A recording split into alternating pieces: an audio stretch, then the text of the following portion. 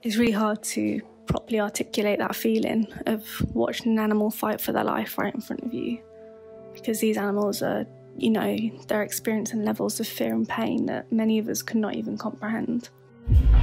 It's okay. It's okay.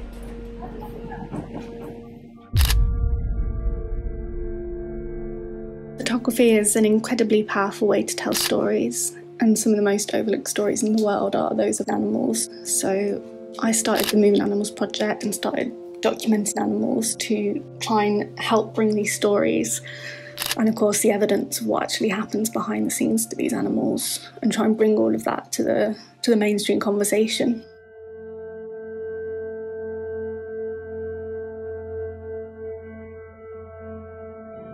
One instance of this that really stands out to me is from when we were documenting the dairy industry in Sri Lanka.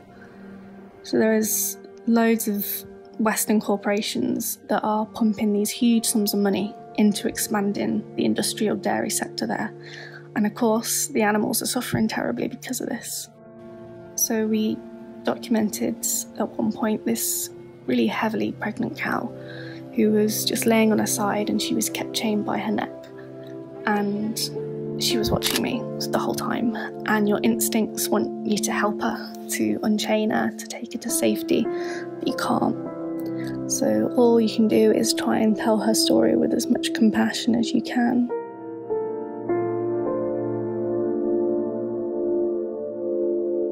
There are so many misconceptions about the animals that we eat. For example, pigs' natural lifespan is around 10 to 15 years, but in the food industry, pigs are sent to slaughter after just 6 months of life. And the animal agriculture industry tends to show us images of happy animals grazing in fields, when of course that's so far from the reality.